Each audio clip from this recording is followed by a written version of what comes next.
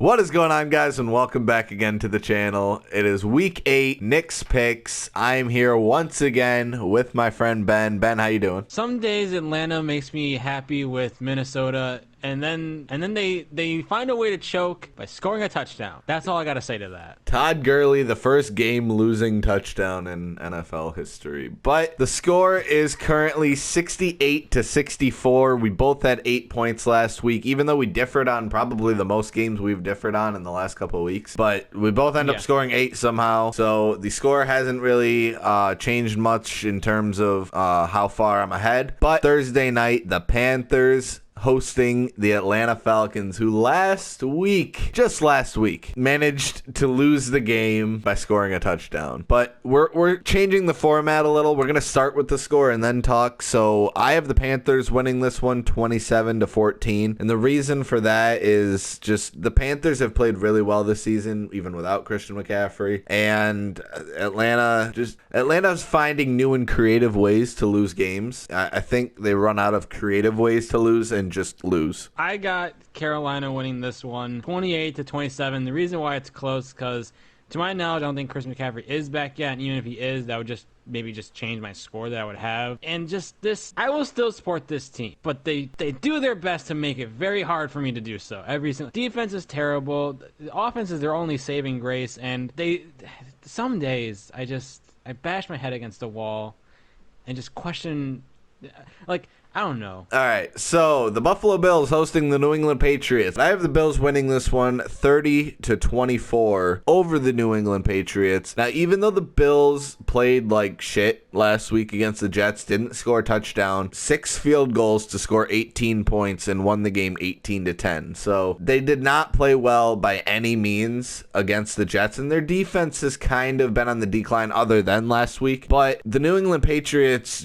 I thought they had their groove in like week 2, 3, or 4, but like I really don't know what happened here. I don't know if it's lack of leadership by Cam, if it's just the actual problem spots that were on this roster that were there with Brady but are now more visible with Cam at quarterback. I'm not sure what the issue is, but New England hasn't been playing well, neither has Buffalo, but I think Buffalo's still the better team at the end of the day, so that's why I picked Buffalo. I said before this that my pick's going to surprise Nick because I am the renowned Buffalo hater, but I do have Buffalo winning this one 28-24, and the reason is because you said it yourself, is that, I mean, I still think New England has a chance to still win this division, but how they've looked the last few weeks, like, I think Cam is like, he has no touchdown passes, first of all, but I think he has either he's 0 touchdowns and 5 interceptions or 0 touchdowns and 6 interceptions. Either way, it's not good, and this offense is just not looking like it did like the first 2 weeks. Now, granted, I think week 1 they played Miami. They haven't played that much top competition. Now, I do think New England has a chance to still win this game, and it wouldn't surprise me.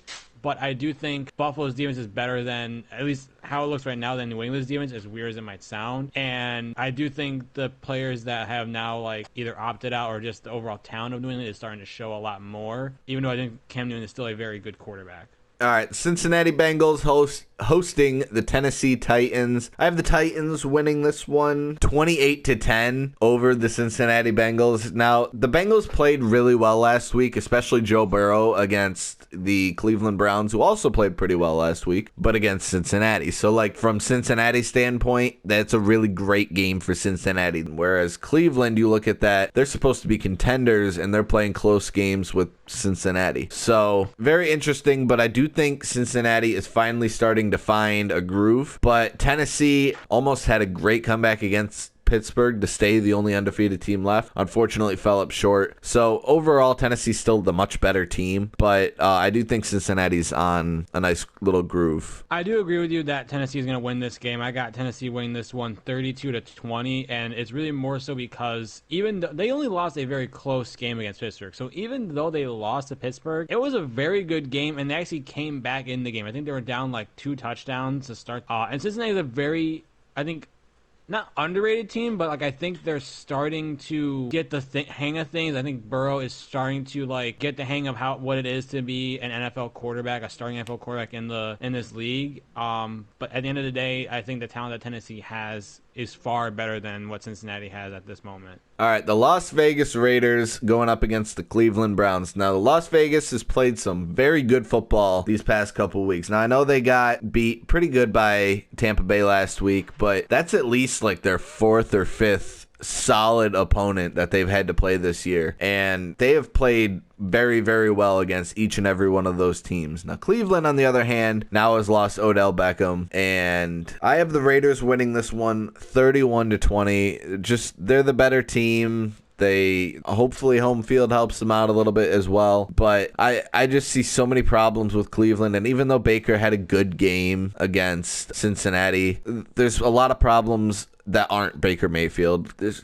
a lot of holes in Cleveland. I think Las Vegas is the better team. Yeah, I'm with you. It's weird because I do think because Vegas is, I think, 3-3, and Cleveland has a winning record. So I do have Vegas winning this one 27-21. I feel like I should get a double victory because so far as of now I've called them Vegas, so we're gonna keep it that way. I'm just really, I mean, yes, I'm a Baker Mayfield stan. I'm a bandwagoner when it comes to him. I've liked him when he came to the NFL, but I'm also a realist, and the two losses that they've had were against Baltimore and Pittsburgh, and they weren't even close. So when they've played against top tier teams, they've just completely shit the bed. They still got Nick Chubb out for at least a couple more weeks. Odell's out with an ACL. They have those are two top guys on that offense that are just gone. I do still have questions about Mayfield as a quarterback even now. So like I said, I got Vegas winning this one. Just I think they have not only better talent, but just not as much question marks. All right, so the Detroit Lions hosting the Indianapolis Colts. This might be a little bit of a shocker, but I actually have the Detroit Lions winning this one 24-21 over the Colts. I believe the Colts are coming off their bye week, so I do think with a very old quarterback like Phil Rivers, I think you come back a little bit rusty. As for Detroit, they won a thriller last week against Atlanta. Now, I know Atlanta's one of the worst teams in the league. Sorry, Ben. But don't remind. Oh, actually, I don't even care if you remind me. I'm used to it. But Detroit is a lot like Las Vegas in the aspect that they played a lot of tough teams so far this season. So I don't want to fault their record completely on them, and I do think that Detroit is in the conversation with the second best team in the North with Chicago, because I'm not 100% sold on Chicago, especially how they played last week against LA. But I just think Detroit has a very good roster and has so much potential on this team. That actually surprised me. I'll give you that. I didn't think you were gonna go with Detroit on this one, but this will be. I believe this was our first. Yeah, this is our first differing pick. I got Indianapolis winning this one 26-20 in a close one because maybe I'm between the two of us. I think Rivers is the better quarterback than Stafford, but that's not saying that Stafford's a bad quarterback. Both are very good quarterbacks. I think Rivers is more overrated and Stafford is underrated. But at the end of the day, I think Detroit, they have the talent there. And like I said at the beginning of this season, but I also think that they also play themselves too much to where they'll play too hard, but they'll try and achieve and end up underachieving. So that's why I do have Indianapolis winning in a closer game. All right, the Packers hosting the Vikings, a rematch of Week 1 that we thought was going to be a great game, turned out to not be, and I don't think this one will be either. I have the Packers winning it 42-24 over the Minnesota Vikings, just because the Vikings have underperformed all season long, and the Green Bay Packers, they've been very solid. I mean, they've had one or two hiccups here and there, once against the Tampa Bay Buccaneers, but they came back strong last week. So I got to go with the Packers. They're the much better team. They're easily the pick for the North. So Green Bay wins this divisional game against Minnesota. Yeah, I'm with you. I got Green Bay winning this one 30-20, mainly because Green Bay is just a far better team. And, we could look at position-wise, right now, Dalvin Cook is questionable. I mean, I would take Dalvin Cook over Aaron Jones, but even then, okay, you want to say it's a tie. And if he's out, then that's another advantage to Green Bay. Devontae Adams is looking like a top 5 receiver in the NFL right now. And, he also has Aaron Rodgers as his quarterback. So when you have those two, that wide receiver quarterback duo, you can almost argue it's one of the best, if not the best in the league. And you're going against a very suspect Vikings defense who is very underperformed this season, and they haven't really. I mean, they've had some tough games. They played Green Bay earlier this season. They played Seattle. They also lost to teams like Tennessee, or they lost to Tennessee. They won a close one against Houston, and then they lost to Atlanta. That's all I gotta say at that point. Wait, the question is, how many points? How about this? Before we say our scores, saying how many points are the Jets gonna score? Mine's 7. Mine's 10. All right, so do we even have to pick this game? Like, honestly, I don't know, Nick. I think the Jets have a chance to. I'm not that much. I'm an idiot, but I'm not stupid. Let's just both give our scores and move on. 35-7 Chiefs. I got 42-10 Chiefs. All right, moving on. Moving on. All right, the Miami Dolphins going up against the Los Angeles Rams, and we finally get to see Tua as he will be starting this game. I feel bad for Fitzpatrick, against Aaron Donald. Yeah, I know. I feel bad for Fitzpatrick. I have the Dolphins actually winning this one 27-23, and here's why. LA hasn't played anyone this year. Yeah, they played Chicago and beat Chicago. Cool. LA hasn't played anyone this year. They played the entire NFC East. Congratulations, that was 4 easy wins. You lost to the Buffalo Bills the one time you played that, or a good team. And then, sure, you beat Chicago, who's been pretty good this season, but I think misleadingly good. So I don't think the LA Rams are a good team. Miami, on their other hand, has played very well under the hand of Ryan Fitzpatrick, who I think should have finished out the season. But they do decide to put Tua in, and I don't think that's a bad call by any means, other than unless he's not medically ready. But I mean, if he's ready to go, if he's been doing very well in practice, and if the coaches honestly think that it is the best move, then I don't really see a problem with Tua going in. But I do have the Dolphins winning this one, whether it was Fitz or Tua under center. I'm sorry, what? Yes. I would say this is worse than your Giants Week 1 pick, but nothing's gonna be that bad. I got the Rams winning this one 32-21, and here's why. First of all, let's remind ourselves who the best defensive player of the league is. If you say anyone other than Aaron Donald, having one great defensive player doesn't mean shit. Look at Houston. But here's the thing. They also got Jalen Ramsey, who I'm not saying he's the best cornerback in the league, but he's still a very good cornerback in the league. The Rams' defense is way better than people are making it. Yes, they played the NFC East. Yes, they lost to the Bills, and I understand all of that. But Miami, I just don't see it going their way because you do have a rookie quarterback. It's such an unknown.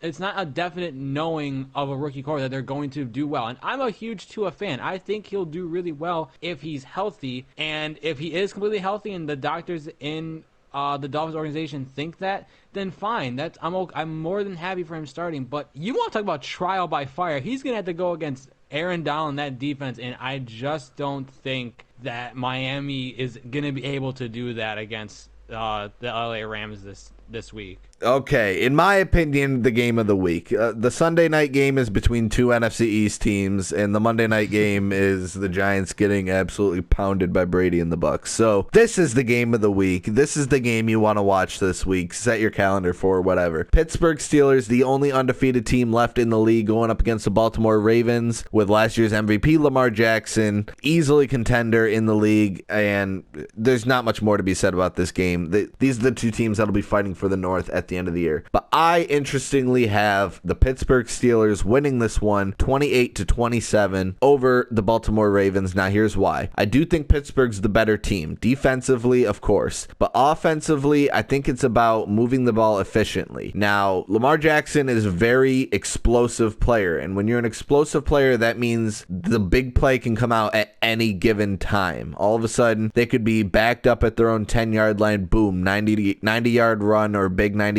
pass by Lamar Jackson. They're back in the game. That's the kind of quarterback Lamar Jackson is. Ben Roethlisberger has been reliable all year long. They reliably move the ball up the field. They reliably have different members of their offense contributing every game. I do think the Pittsburgh Steelers are surprising a lot of people, and I'm hesitant to say that they're in the conversation for Super Bowl favorite, but I do think that they're one of the better teams in the league that has a weakness that I don't think anyone's found yet. And I think Baltimore loses this game to the Steelers, but maybe wins another battle down the road. I'm not sure. But for this game, I'm going with the Steelers. At this moment, they're the better team. I will admit that this was a very close game for me to pick because I think I agree with you. Baltimore and Pittsburgh are the top two in the AFC North, and this is going to be a very good game. But I have Baltimore winning this one 30-28, and the reasons why, or really one reason why, and that's because as weird as it might come out, I have more faith in Lamar Jackson over Ben Roethlisberger for one reason and one reason only. You can't contain a quarterback like Lamar Jackson. Yes, you can dare him to throw. Yes, you can keep him in the pocket, but eventually he's going to just find a gap in the middle and just bolt away for like 10, 15, 20 yards running.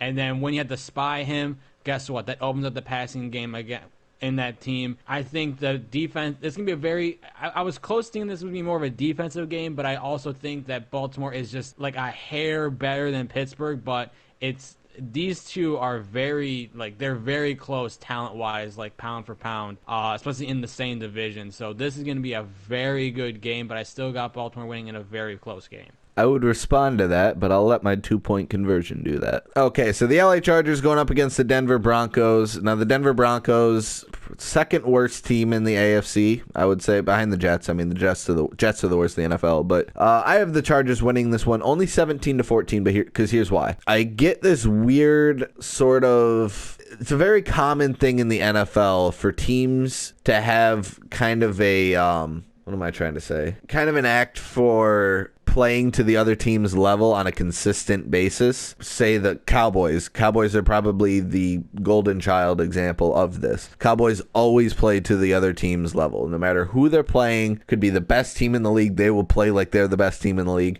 Then the next week, they'll go and play the worst team in the league and probably lose the game. So the Chargers are giving me those kind of vibes. As good of a team as I've been thinking that they are at the beginning of the season, that's when they play good teams. So this is my test, and that's why I'm going with a close score prediction. This is my test for the LA Chargers. Are they actually playing to the other team's potential, or are they just a good team? So this is my chance to figure this out. So you got to figure it out, and I have nothing to figure out when it comes to this Chargers team, more so because of Herbert alone. But I'll get to that in a second. I got the Chargers winning this one 28-17 because at the end of the day, Drew Lock's not a bad young quarterback. I think he has the potential to be a very solid quarterback, maybe a franchise quarterback, but I'm not there just yet. Maybe it's recency bias, but I just see Herbert and he looks like he's ready to play in the NFL. He's like an NFL starter. Like he's ready to take that challenge and he's ready to lead this team, even though he looks like a High School Musical reject. I had to throw that out there. All right, so this one has a lot of potential to be a really good game. I, being a strong advocate that the Bears aren't as good as I understand Khalil Mack is on their team, but that doesn't mean that they're a good team. So I am going with the Saints for this one, 30-17 over the Chicago Bears. And most of that is just because I do think that, A, the Saints are a much better team. B, I don't think Nick Foles is I don't think Nick Foles is a starting quarterback. I think he's a solid backup. I don't think he's a starting quarterback. Overall, I think Chicago has a better defense. It's going to be basically a battle between offense versus defense, but I still got New Orleans winning this one 28-18 because New Orleans not only has a good offense to go against the Bears defense, they also got a pretty good defense themselves. And on top of that, I feel more comfortable with Drew Brees going against, it is a very good defense by the Bears, but I feel more comfortable with him as the leader of an offense than Nick Foles. All right, so the Seattle Seahawks hosting the San Francisco 49ers. Now, San Francisco has just kind of been up and down all season. I'm going with Seattle for this one, 38-28, just because Seattle's been, for the most part, consistent all year. They lost a tough game with Arizona, and we talked about that last week, how that was just one of those games where Arizona's proving themselves, and Seattle they don't play very well against Arizona, but they do play very well against San Francisco. Now, San Francisco, like I said in the beginning, they've been very up and down all season. They get beat horribly by the Miami Dolphins, come back the next week and beat up on the New England Patriots. So I really don't know what this team, like what's driving this team right now. But I do think San Francisco has the capability of an upset, but I wouldn't really go as far to pick them for this one. I definitely think Seattle's the much better team. Yeah, I'm with you on Seattle. I mean, I think it's going to be a lot closer. I actually got Seattle winning this one 32-28 because at the end of the day, I think I go with a better quarterback, and that is obviously Russell Wilson compared to Jimmy Garoppolo. I don't think that's any kind of conversation, but Seattle also has a very good defense and like a lot of weapons. First off, can we also just talk about, I know we talk about the Arizona, can we just talk about how amazing of a player DK Metcalf is? Russell Wilson throws an interception or whatever, and then DK Metcalf chases down the defender to catch him and tackle him, and then if I think it was 83 for Seattle, if he didn't have a holding penalty, Seattle would have won that on DK Metcalf, like running away into the end zone for a touchdown. So that alone, like, I should have the score being a lot like a bigger differential, but I do think San Francisco is a very good team overall. I still got Seattle though winning this one again, 32-28. All right, Sunday night football game. Philadelphia Eagles going up against the Dallas Cowboys. I have the Eagles winning this one 35-13, but Ben, I have a quick question for you. Actually, I have a little proposal for you. I will give you 10 points on your total score if you can tell me who the starting quarterback for the Dallas Cowboys is this upcoming weekend. I'm just gonna let you know right now. I could be a scumbag because I will admit I did look it up, but I'm not gonna say who it is because I legit had no idea. I do know that it was a rookie that they got. Well, I don't know it either. That's why I was. Oh. Well, do you want me to say it then? Because it's actually kind of funny. Yeah. We both share the same first name. It's a guy named Ben. I'm probably gonna butcher his last name. Dinucci. It's Dinucci. Probably butchered it. Honestly, don't care, but it's kind of funny that if it was a different last name, apparently I'm the starter for the Dallas Cowboys by first name basis. Anyway. What's your score? I do have Philly winning this one 28-10, not because Philly is the better team than Dallas, but it's really more so because who the fuck is their quarterback? All right, my upset of the week, ladies and gentlemen. I'm kidding. Thank you. I have the Bucks winning this one 28-24. I kept it close. And here's why. It's the Giants going up against Brady. He's scared. We get it. He's a little worried going into this game. He knows what happens when he goes against the Giants. He's probably going to win, but I'm just saying there's a curse on Brady this year. That's all I'm saying. All right, on to you, Ben. Some days I question our friendship, but other days like this, I just all right. Look. Hang on. Before you start, at this point. Before you start, actually give your score, and then I'm going to ask this because there's something we can't go without talking about. I want you to know I did change my score just to give you pity. I have Tampa. I originally had it as a shutout. I want you to know right now. I have Tampa winning this one 30-7. The only reason is because I gave you pity. I gave you pity with 7 points, okay? Look, there's one thing we can't go without talking about. I made a video on it. I will link it in the description. Please check it out. Daniel, what the fuck? All right, I'm pretty sure when you play, like, Pee-wee Pop Warner football, you already know how to run. Like, pretty sure that's just given. I think people with no athletic ability could run 80 yards without falling on their face. I will say, besides that run, he did play really well against the Eagles. I blame Ingram more for the loss than anyone, but honestly, I kind of wanted the Giants to lose so that we can get the better draft pick, but whatever. The 2-point conversions. Mine this week, we're heading back to that real game of the week, or at least in my opinion, the real game of the week. The Pittsburgh Steelers and the Baltimore Ravens. Now, I talked about that Pittsburgh Steelers defense. They are good. A lot better than I think anyone's giving them credit for. I think top 3 in the league. And here's my bold prediction. I think the Steelers defense will hold Lamar Jackson to less than 200 yards passing and less than 100 yards rushing in the game. I think he's going to be very limited, especially passing the ball. I was going to go with 150 for limit, but I can see if I'm also doing rushing, if they're limiting him rushing the football, I think that'll force him to pass more, and I think in turn he will get over that 150 mark. But I think that the Steelers defense plays an insane game and holds him to under 200 passing and 100 rushing. So I will admit mine is, I guess, I kind of wanted to make it not easy because it is. I mean, it goes with the Chiefs and the Jets, and it's really more so because I just want to get. I kind of say it's easy too, but I made it a lot harder for myself to get these. I got this as Patrick Mahomes. He will have at least 500 yards plus passing. I didn't want to do rushing because he doesn't really run that much. 6 total touchdowns and no turnovers whatsoever. I love how if he gets all of that and 1 turnover, I still lose. I love how you think that's an easy 2. It's easy because it's the Jets.